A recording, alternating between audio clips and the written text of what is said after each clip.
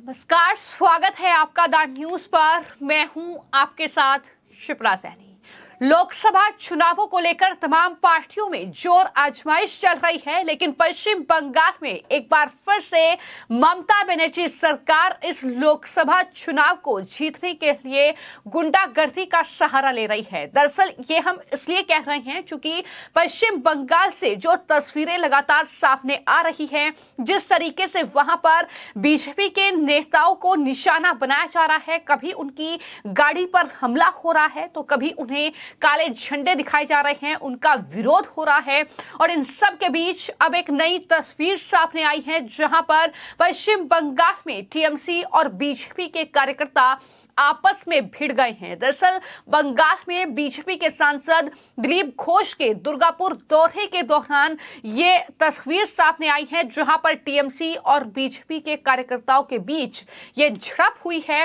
हालांकि बाद में पुलिस ने स्थिति को नियंत्रण में किया है, संभाला है, लेकिन वहीं पर ये तस्वीर अपने आप में हैरान करती है कि किस तरीके से ममता बनर्जी के शासन में पश्चिम बंगाल में खुलेआम ये गुंडागर्दी हो रही है। न सिर्फ बीजेपी के नेताओं को निशाना बनाया जा रहा है, बल्कि एनआईए की टीम पर भी हमला किया जा रहा है और इससे पहले भी कई जांच एजेंसियों पर वहां पर हमले हो चुके हैं। तो पश्चिम बंगाल में ये तस्वीर बदलने का नाम नहीं ले रही है। अब चुनाव प्रचार का दौर शुरू हो गया है। तमाम जो नेता हैं वो अपने संसदीय क्षेत्र या यूं कह सकते हैं कि जहां से वो उम्मीदवार हैं वहां पर चुनाव प्रचार करने के लिए पहुंच रहे हैं।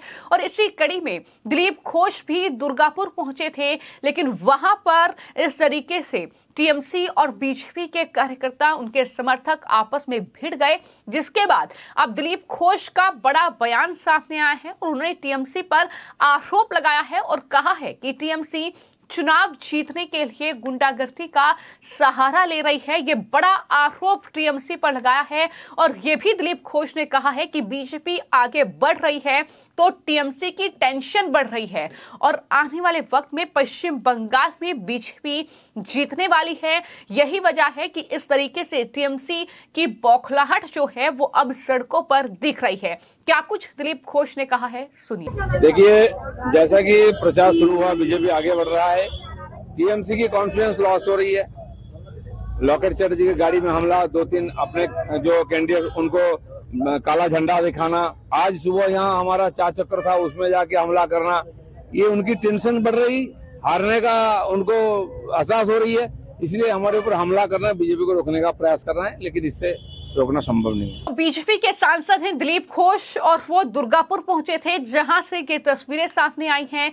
लेकिन मीडिया से बातचीत करते हुए दिलीप घोष ने ये साफ तौर पर कहा है कि निराश है टीएमसी, इसलिए हमले किए जा रहे हैं, हमें रोकने की कोशिश की जा रही है, लेकिन हमें रोक नहीं पाएंगे।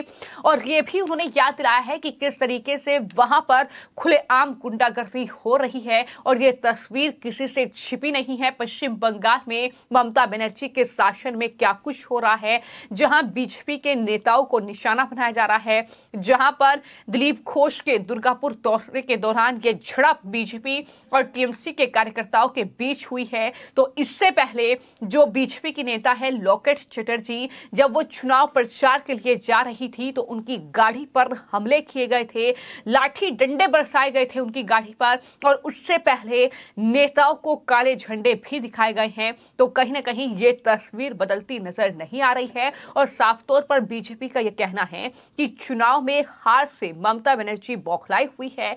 आने वाले वक्त में उन्हें अपनी हार दिख रही है, वो घबराहट में है, इसलिए इस तरीके से अपने कार्यकर्ताओं का सहारा लेकर वो दरअसल इस तरीके की स्थिति जो है पश्चिम बंगाल में उत्पन्न कर रही है। हालांकि ये जो विवाद हुआ है इसका वीडियो सोशल मीडिया पर खूब वायरल हो रहा है और दिलीप घोष का ये साफ तौर पर कहना है कि टीएमसी का यही रवैया है। कुछ लोग यहाँ विरोध करने पहुंचे थे, उन्हें हटाया गया है, मुझे इतने लोग यहाँ देखने आए हैं इसलिए टीएमसी विरोध जता रही है। ये दिलीप घोष का बड़ा बयान सामने आया है। तो पश्चिम बंगाल में इससे पहले लॉकेट चैटर्जी की कार पर जो हमला हुआ था उसको लेकर भी बीजेपी ने चुनाव आयोग में शिकायत दर्ज कराई है और उसमें आरोप लगाया है कि टीएमसी के कार्यकर्ताओं कार्यकर्ताओं ने लॉकेट चटर्जी की कार पर डंडों और ईंटों से हमला किया और आरोपों के मुताबिक 6 अप्रैल की शाम को लॉकेट चटर्जी हुगली के बंसबेड़िया में काली माता मंदिर में दर्शन करने के लिए गई थी,